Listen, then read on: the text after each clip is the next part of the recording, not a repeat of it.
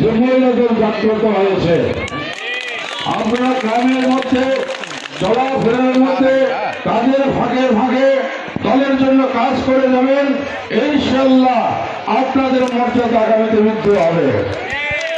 ইনশাআল্লাহ আপনাদের মর্যাদা বৃদ্ধি হবে।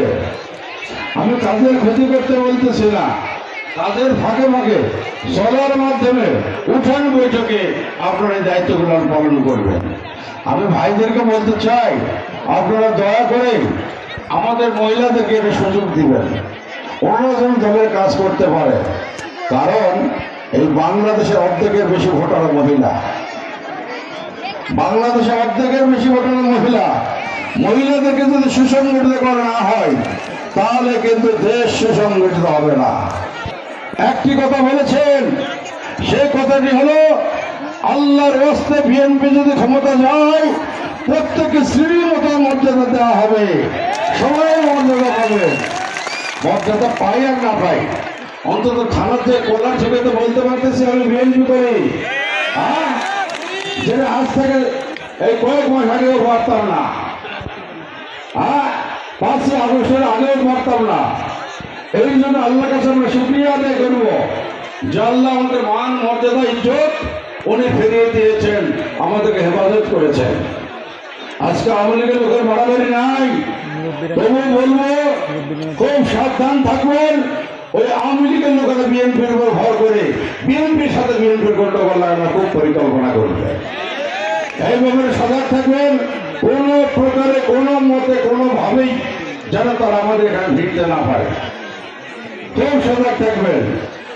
সামনের যে নির্বাচন আসছে, তারেক রহমান সাহেব বলেছেন কঠিন নির্বাচন হবে, তীব্র প্রতিদ্বন্দ্বিতা নির্বাচন হবে।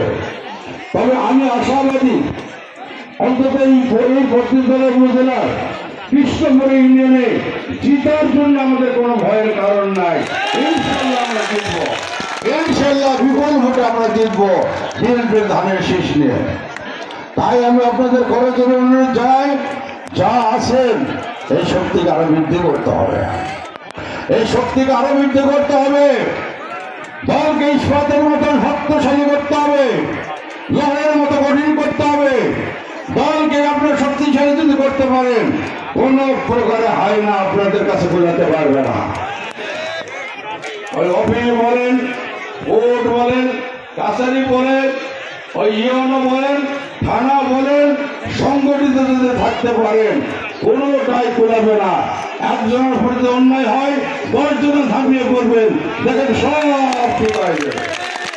পরিশেষে আজকে প্রদান করে বিশেষ করে এই আয়োজক মন্ডলীর মধ্যে আমার ছোট ভাই নজরুল চেয়ারম্যান, আপনাদের প্রিয় চেয়ারম্যান, যেভাবে পরিশ্রম করে দলকে সংগঠিত করে রেখে এই পর্যন্ত নিয়ে আসছেন, আজকের সবার মাধ্যমে তাকে যারা আন্তরিক ধন্যবাদ, তাদেরকেও আন্তরিক ধন্যবাদ জানিয়ে আপনাদের সকলের সুস্বাস্থ্য, উজ্জ্বল ভবিষ্যৎ, মঙ্গল কামনা করে আজকের মতো এখানে বিদায় নিচ্ছি। আল্লাহ হাফেজ।